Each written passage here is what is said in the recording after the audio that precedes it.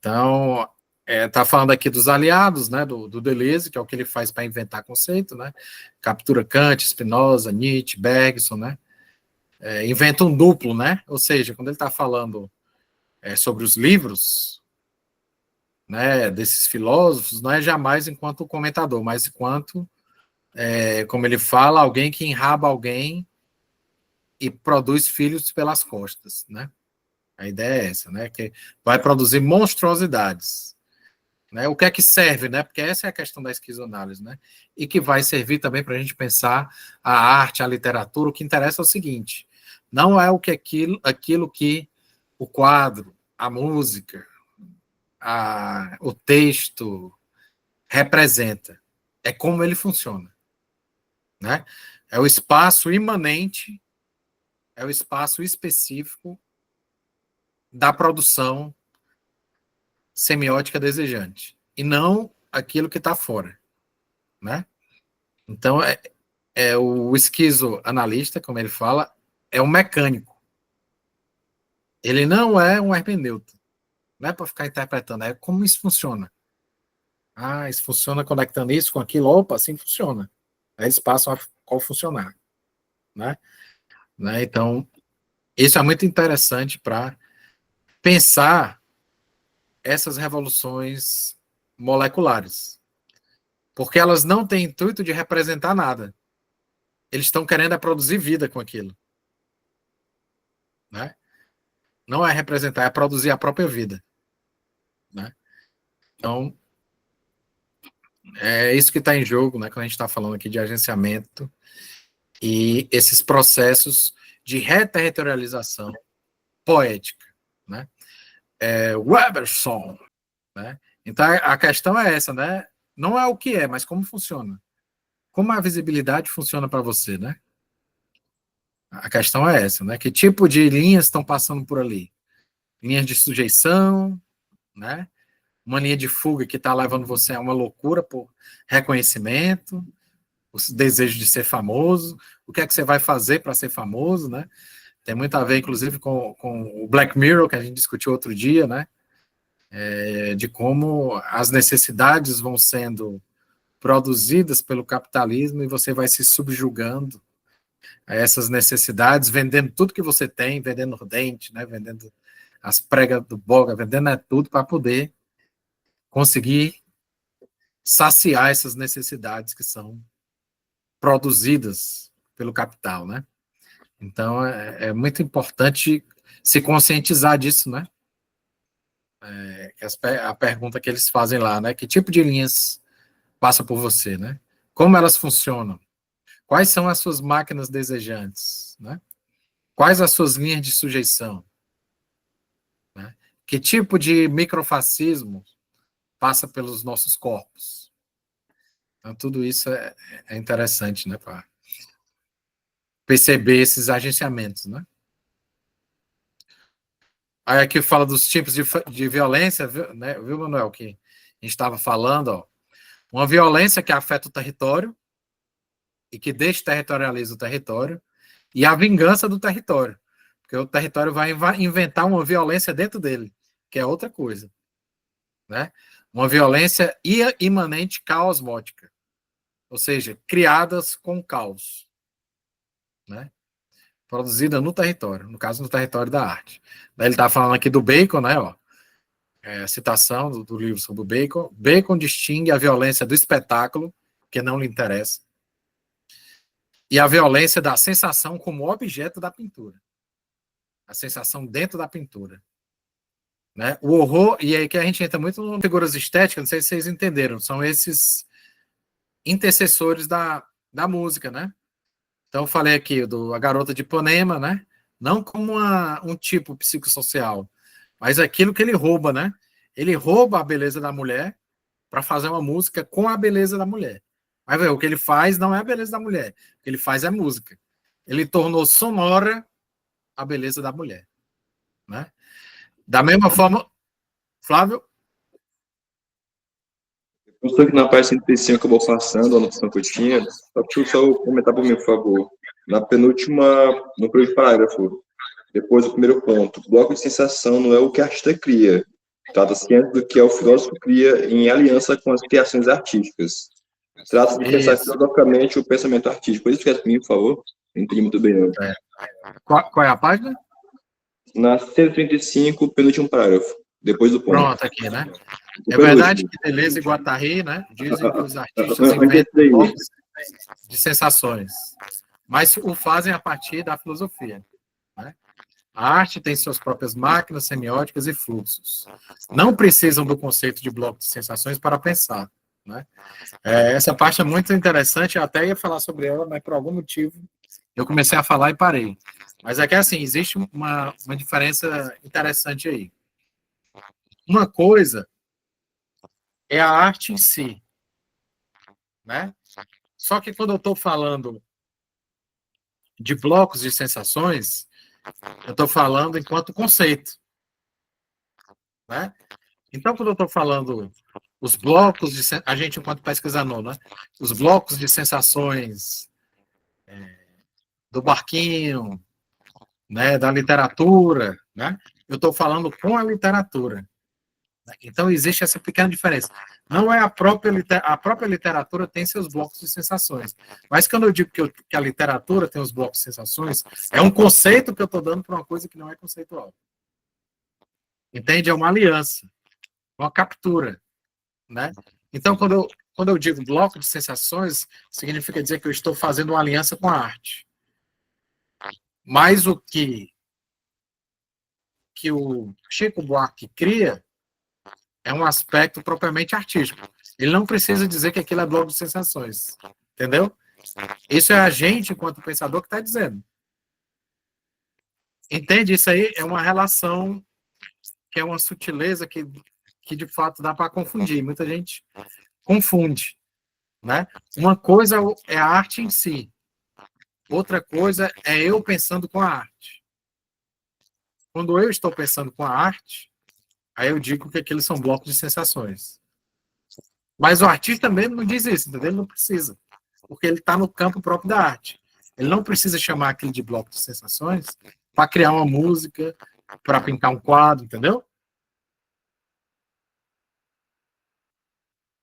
Deu para entender, Flávio, essa distinção? E o pessoal aí, né? Então, quando o Deleuze e o Guattari estão definindo bloco de sensações, eles estão criando um conceito. Eles não estão pintando um quadro. Entende? Então, é um conceito criado com a arte. Né? Então, por quê? Porque a gente está dentro do campo de imanência. A gente está dentro de um território. Que é o território de pensar conceitualmente, né? Voltando aqui à questão do Bacon, né? As figuras estéticas, né? Como a questão do barquinho, né? Para o Manescal, né? Que ele transforma, né? O som do motor do barco falhando, ele toma como figura estética para inventar um ritmo, né?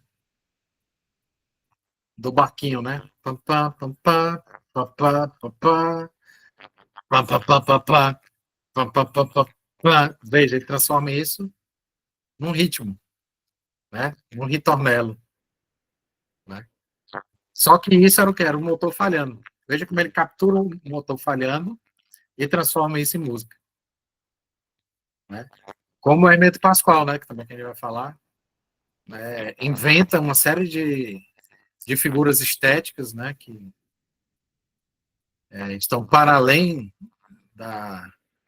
do convencional, né? Da criação musical. Né? O essencial são os intercessores, né? A criação são os intercessores. Sem eles, não há obra.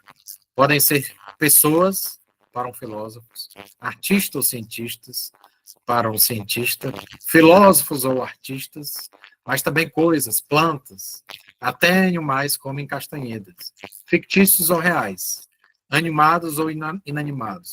É preciso fabricar seus próprios intercessores. Essa é que é a questão. Não interessa o que interessa é o quê? Isso vai funcionar? Isso vai funcionar no seu território? Né? Então, é isso que está em jogo, né? Então, o bloco de sensações é forjado a partir do agenciamento da filosofia com a arte. E desta com elementos não artísticos, né?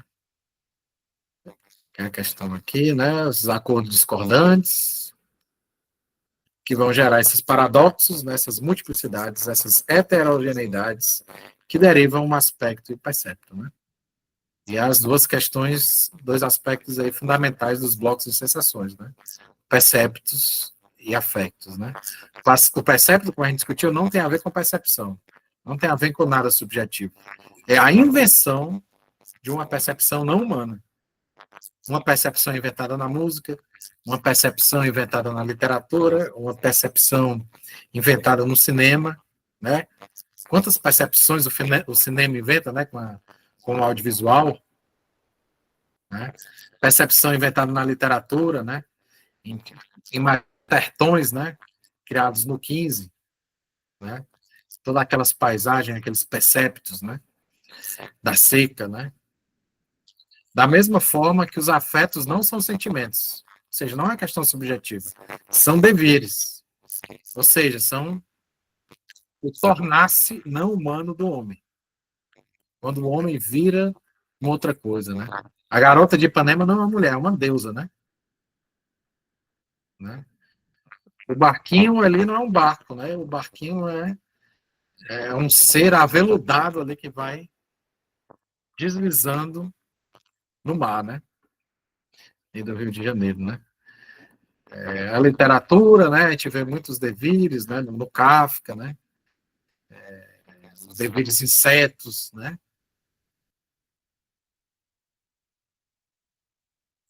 Ele vai falando aqui da máquina Kafka, né? Da burocracia, também que é muito, né? Os perceptos, as paisagens surreais que ele inventa, né? E os modos de vida não humanos, né? Então essas paisagens são os perceptos e as transformações dos modos de existência são os devires, né? Em Melville, né, a gente até já discutiu esse texto, né, o escriturário, né,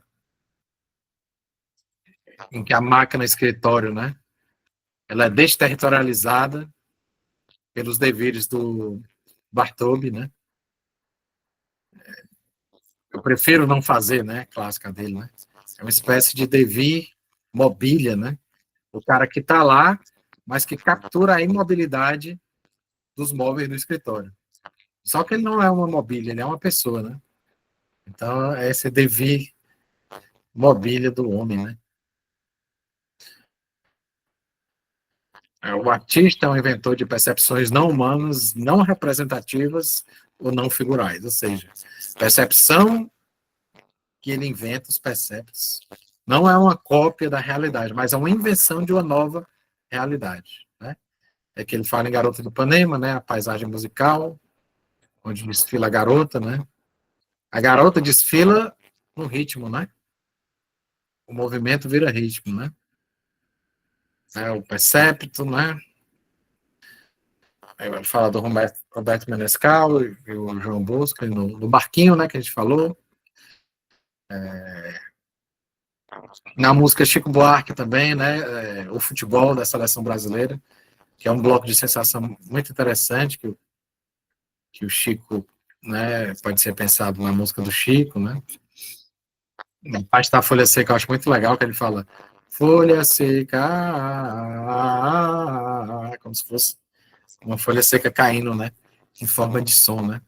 Que é o chute do Didi Folha Seca, né? Para quem entende aí futebol da década de 1960, né? Os afectos, né? São os perceptos, os afectos, né? Dizendo que devia jamais imitar, né? Produzir esses modos de existências, né? Uma evolução, né? Que é essa quebra do esquema progressivo, que passa entre os termos estabelecidos em um binarismo molar, né? Esse barquinho, né? Eu falo do André Matos também, que eu falo no livro dele, né? Quem conhece aqui a banda Angra? é uma banda de heavy metal melódico, né? O cabo canta com uma voz bem aguda, né? Ele captura uma intensidade feminina, mas sem ser mulher, né? Passa entre, né? Alguém comentou alguma coisa, hein? Mas os Mutantes também é muito massa para perceber isso, né? São duas as bandas muito esquisos nesse sentido, né? Que vai produzindo esses intermesos, né? Uma coisa e outra, e outra, e outra, e outra. E a coexistência é isso, a tensão, né? Desses elementos, né? Do modo que ele canta, do modo como eles se vestem, no modo como isso co-funciona. Então, o bloco de sensação é esse co-funcionamento entre esses elementos heterogêneos, né? Aqui, ó, aquela questão da folha seca que eu falei, né, para vocês. Né? Então, essa produção de monstruosidades, né? E a convivência, né? Então, essa associação é esse fluxo que passa entre esses elementos distorcidos, né? Então, ó, cada sensação está em diversos níveis, em diversas ordens ou em vários domínios, né? Essa coexistência, essas quedas, é homem e mulher e animal, né? Né? A sensação que se passa de uma ordem a outra. Né? Aí tem as fábulas, que são exatamente essas relações entre perceptos e afetos, a queda de monstruosidade, entre uma monstruosidade e outra, entre uma coisa microscópica e outra coisa telescópica. Né? Então, o que é a fábula? São essas subidas e descidas entre os blocos de sensações.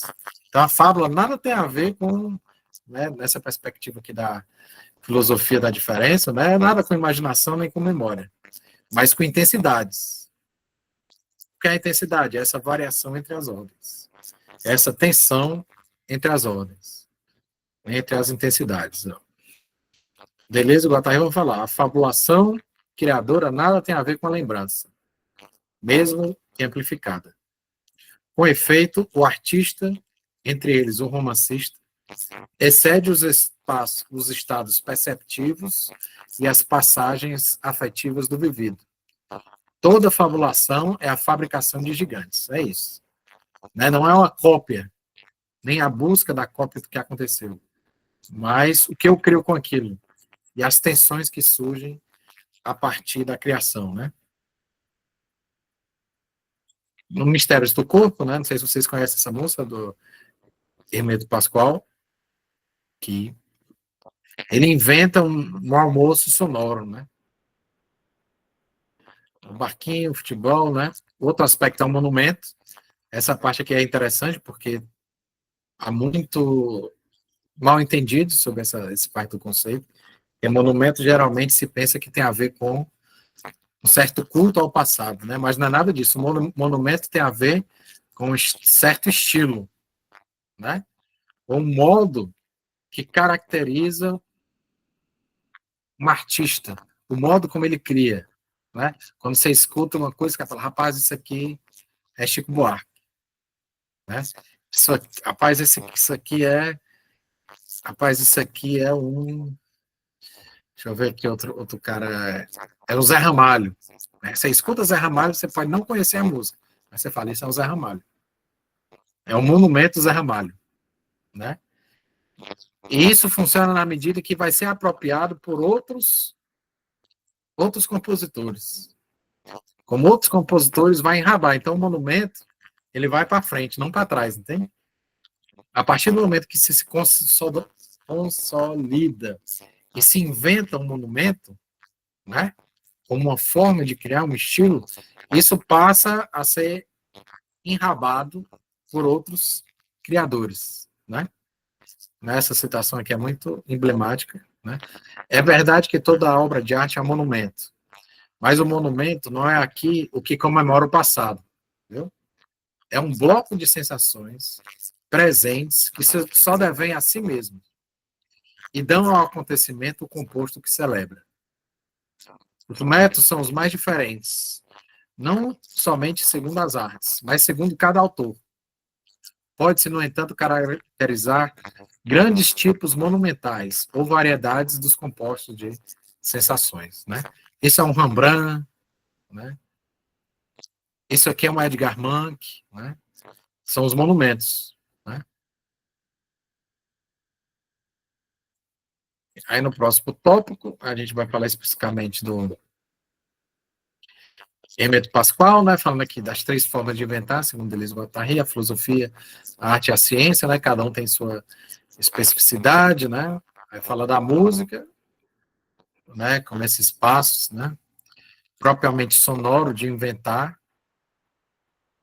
Aí eu vou falar do Hermeto Pascoal, do contexto dele, né?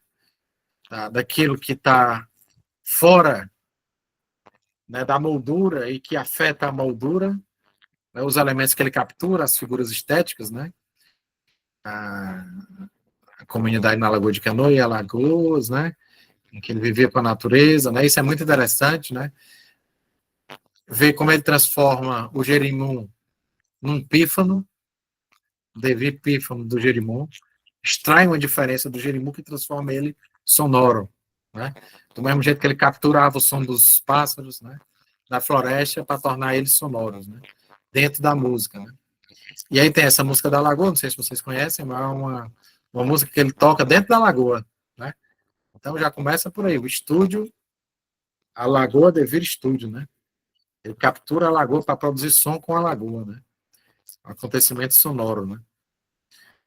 Então vai aqui, né, nesse agenciamento, então ele passa a usar a água como máquina musical de produzir sons, né? Tem umas garrafas plásticas que eles transformam em flauta também, fica soprando lá, subindo e descendo, ou seja, tudo isso é o que a gente chama de máquinas desejantes, né? Ou seja, mudar o funcionamento da lagoa e transformar em um estúdio, né? Produzir uma diferença com a lagoa, né? E aí eles passam a capturar os grilos, né? Que são sons que acendem e apagam, né? Como se fossem os grilos, som. Né? Então, ele está inventando grilos e vagalumes propriamente sonoros. É isso, né? O bloco de sensação, ao mesmo tempo, som e grilo. Né? Então, essas tensões, né, que coexistem dentro do espaço da arte, né? Não se trata, portanto, de imitar um grilo, né, mas capturar suas intensidades sonoras, né? Como transformar visão em som, né? Acende e apaga, no som aumenta e diminui, né? As borboletas, né? Toda a singeleza das borboletas que ele captura também, né? Então, esse aqui são todas as figuras estéticas que vão compondo, né, esses devires dos instrumentos, né? Devir borboleta, devir pássaro, devir grilo, tudo isso nesse bloco de sensação, nesses perceptos lagoa, que na verdade é som, né? Dessa lagoa sonora, esse é o percepto, né? Então as fábulas são essas subidas e descidas, né? Dos grilos sonoros para os pássaros sonoros, para as borboletas sonoras, né? Então, tudo isso, as fábulas, as subidas e as descidas das tensões, as coexistências, né? Ao mesmo tempo, a brincadeira, que eles começam a brincar, né? O devir, brincadeira da música. Não sei se vocês viram o vídeo, né? Ele fica subindo e descendo da água e tocando, né? Então, tem um monumento, né? Que é o estilo Hermeto Pascoal, em que tem esse ritornelo poético, né? Ao mesmo tempo diferente um do outro, mas que ao mesmo tempo joga vocês nessa sensação Hermeto Pascoal, né? Ele produz uma sensação. Você escuta, isso é um Hermeto Pascoal. Você escuta, isso aqui é um Zé Ramalho, né? Isso aqui é Kafka. Você começa a ler e ver como é que ele vai inventando as imagens, né? Isso é Kafka, né? Acho que no geral é isso, né? É como pensar, então, com a arte, né? Usando a arte como aliada para pensar filosoficamente. Aqui, beleza, gente? Vamos abrir aí para quem. E veja, até o nome é legal, cara. Veja que nome massa para pensar a sensação. Secos e molhados. Os dois ao mesmo tempo. Isso é extremamente. Né, tem a ver com esses blocos de sensações, né? Até no nome, né? E mutante também, não é nenhuma coisa nem outra, né? Os dois têm a ver com essa perspectiva mais esquizo. Beleza, povo?